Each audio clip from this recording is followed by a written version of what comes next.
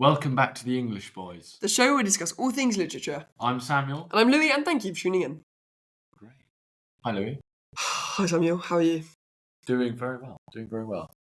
How's your week been? My week's been good. It's been busy. It's been long, but I think that's what's to expect from sixth form now. Yeah. But no, it's been good fun. It's been good. Good, man. Good. Sorry we haven't been uploading anything recently. We've really just been trying to get to grips with our new subjects. And in August, to the end of August, we actually did an episode with James Carter-Geddes, who you might remember, covering Simon Armitage. Yes. The current poet laureate. But however, when we were editing it, the file got corrupted and the audio started messing around. So that was really unfortunate. But no, it's fine because we're back. And back. Yeah. So Louis, tell us quickly how your A-levels have been so far. Right, my A-levels have been very exciting in my opinion. I've English first of all has been a lot more. I feel like it's been a lot more work and it's more in depth, but I do quite enjoy that. It's been more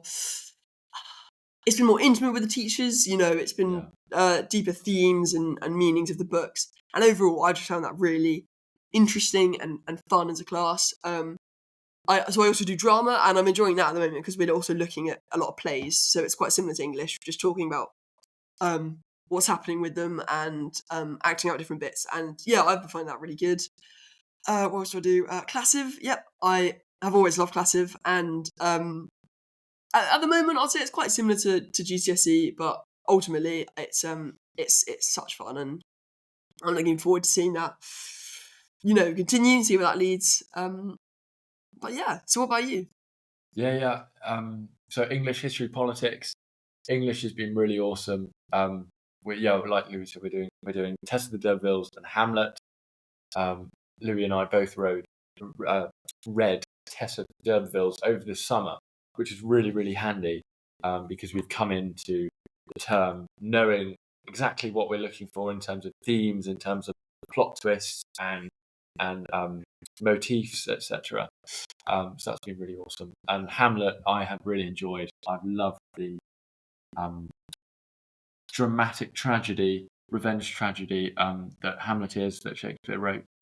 And I think it was a really good switch up from A Midsummer Night's Dream, which was a comedy and quite unrealistic and in that sense.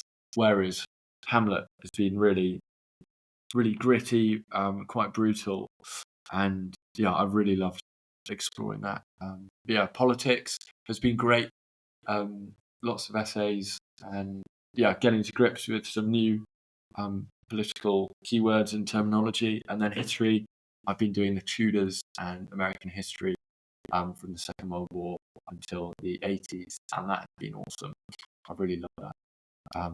Sort of exploring new areas of history that I haven't studied in depth before. Yeah, no, that sounds great. Just quickly on Hamlet, I agree. I think I prefer it to Midsummer Night's Dream at the moment, but I just think they're really different. But also, I will say I'm finding Hamlet a bit and in some places hard to follow. I still find the whole Shakespeare language a bit hard to follow. But I mean, that kind of gives part of the I don't know, the wonder of it, the novelty of it, which is very nice to follow. And and like you said, Tess is it's a good book, and it's definitely helpful to have read it beforehand. Yeah. Wow, great. So we are appearing at the Cheltenham Lit Festival on the 14th of October. Yeah, so big news. Next Tuesday at 4:30 on the Huddle Stage. Mm-hmm. Louis, do you want to tell us a bit more about that? Yeah. So you might have seen on our Instagram, and that we're lucky enough to have the opportunity to be interviewed at the Cheltenham Lit Festival, and that's such an immense pleasure, and we're really blessed for the opportunity to do that. And so next Tuesday at the time of recording this, so it's going to be an interview style with us two and a person that the festival are providing to interview us. So we'll be presented with some questions, answer them. It should be a lovely time. So yeah, that's kind of our big thing we're looking forward to at the moment, and that should be like I said, an amazing opportunity.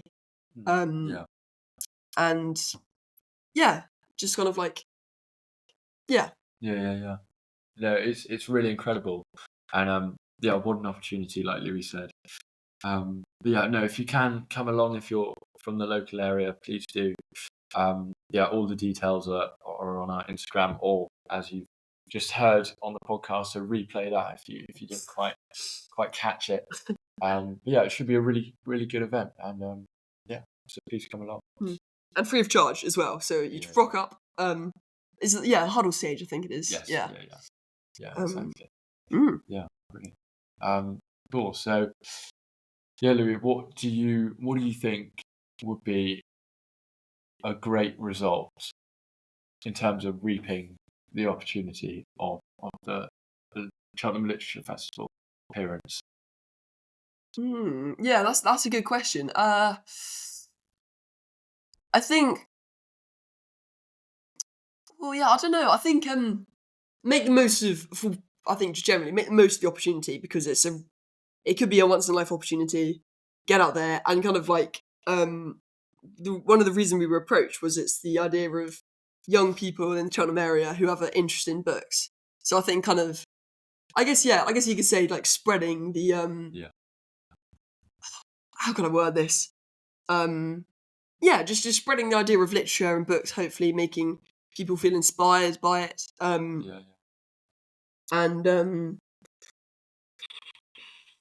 I think inspire people with reading, and also like this is gonna sound so cheesy, but like, follow your passion. We both came with this podcast with a or Sam approached me with the idea of doing this podcast to like hopefully share our love of English with people, and just really give a chance for us to talk about it, and see if other people listen to it as well. So I think having that get to us, getting to that point of being able to go in the festival is a really big milestone, and like I said, we're really blessed, and I really hope it the podcast continues to prosper and lead on to other things, I suppose. Yeah. What about you? Yeah, no, similar. I really think that if we can use the time to spread the podcast, and again encourage the love of literature locally, and within our school, because lots of people from our school are coming to watch.